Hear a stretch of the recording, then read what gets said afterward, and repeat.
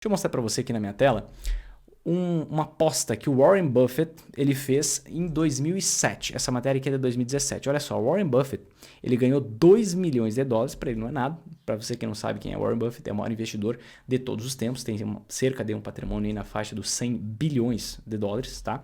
Então, isso aqui não mudou muita coisa na vida dele, mas ele ganhou uma aposta feita há 10 anos atrás, em 2017. Então, em 2007 ele fez essa aposta.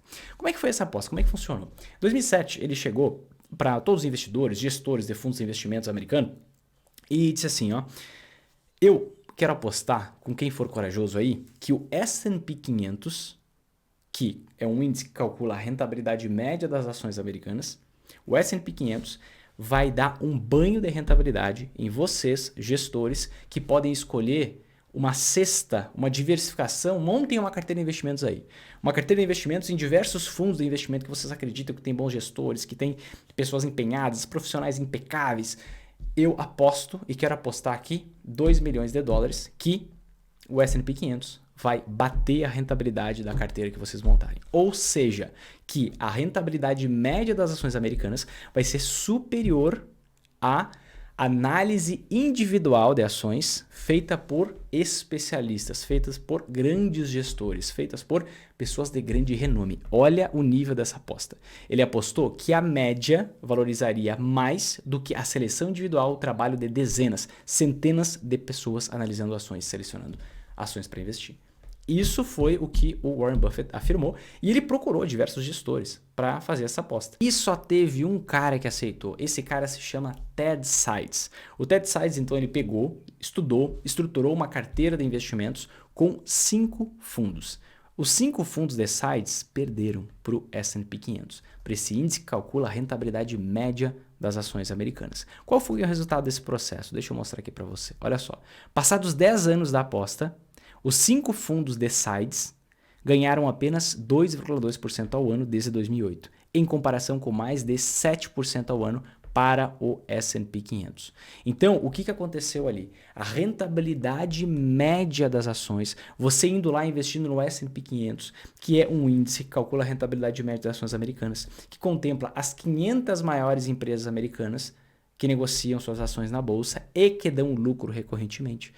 Essa média das ações teve uma valorização de 7% ao ano, enquanto aqueles fundos selecionados a dedo após muito estudo pelo Ted Sides performaram de forma muito pior.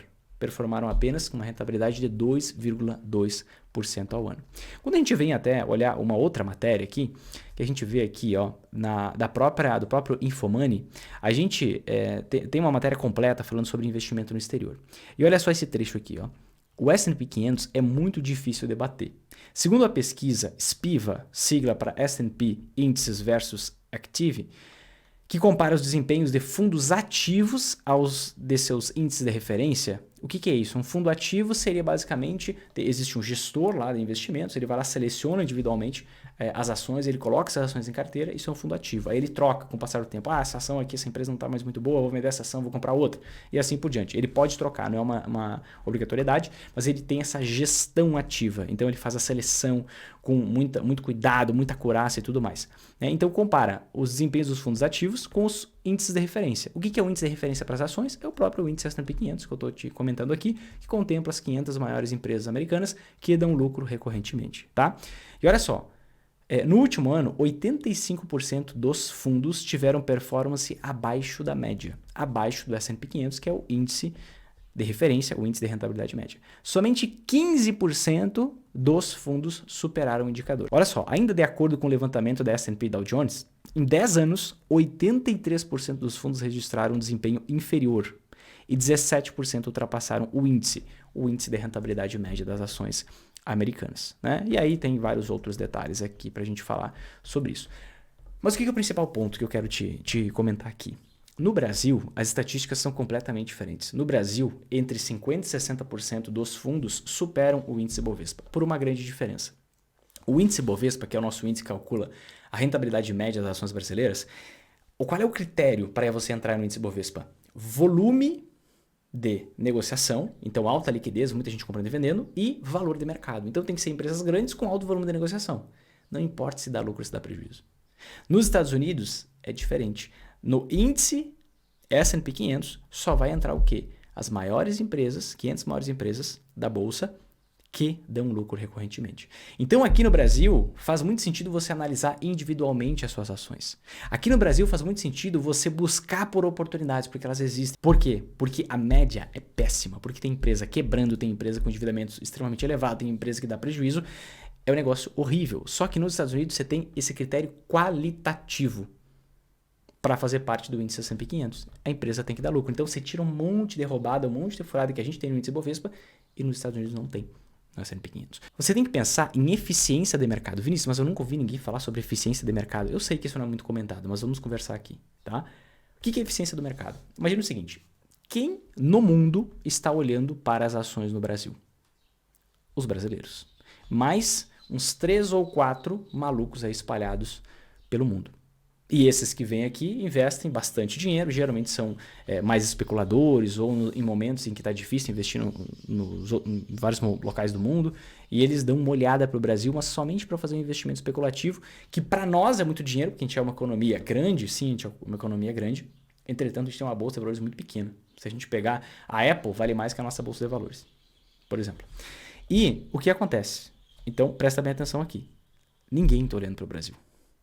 Se a gente pensar assim, investidores estrangeiros de grande porte, fundos de pensão, não tem nem como fundo de pensão americano investir no Brasil.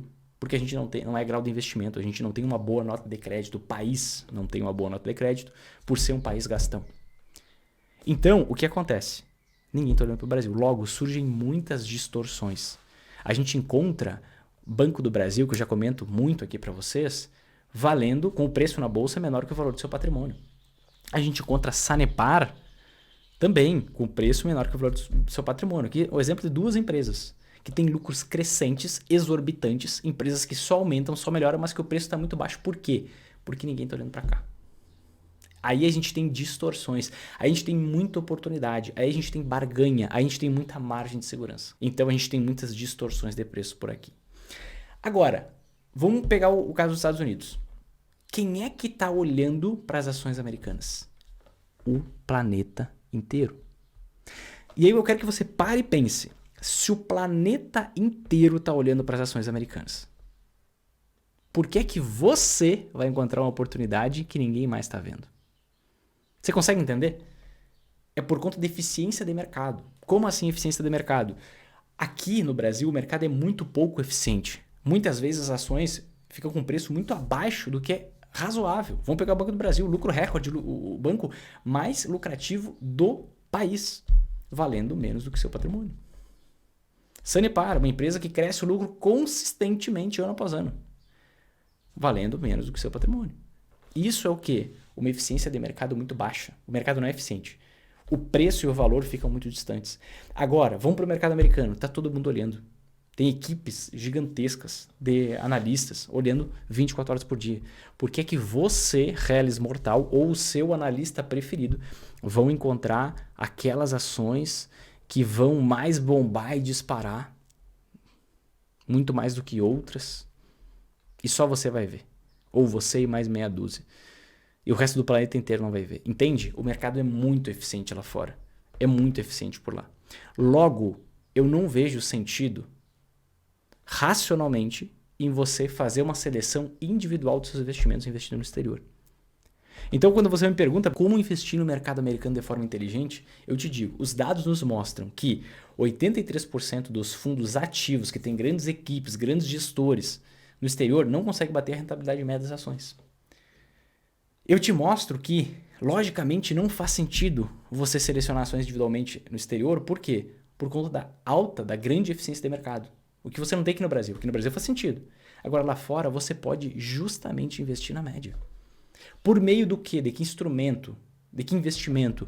Por meio de ETFs. O que são ETFs? São fundos de investimento não ativos, esses que perdem para a média, mas fundos de investimentos passivos, que cobram uma taxinha michuruca de 0,03% ao ano. E só isso, não tem taxa de performance que faça com que você divida o seu lucro com o gestor. Não, é 0,03, 0,05, uma mixaria que você paga por ano para você investir na rentabilidade média das ações, para você investir na rentabilidade média das ações de tecnologia. Aí você vai escolher, tem diversos ETFs, centenas de ETFs, para não dizer milhares. Você pode investir na média das ações de setores específicos. Você pode investir na média das ações do índice S&P 500, que esse índice calcula a rentabilidade média, ações de tecnologia. Você pode investir na média dos REITs. O que são REITs? REITs são ações, não são fundos imobiliários. REITs são ações de empresas que atuam no mercado imobiliário, que tem pelo menos 75% dos seus ativos, do seu patrimônio investido no setor imobiliário e distribuem pelo menos 90% dos seus lucros para os acionistas. Então, uma categoria específica de investimento que foi inspiração para os fundos imobiliários aqui no Brasil, mas não é a mesma coisa. A estrutura jurídica é diferente. Você pode investir nas médias dos maiores REITs. Você pode investir na média dos REITs que fazem parte do índice S&P 500. Na média dos REITs grandes que estão fora do S&P 500. Você pode investir na média de muita coisa. E no exterior faz sentido por conta desses dois pontos. Primeiro, critérios qualitativos para fazer parte dos índices e dos ETFs.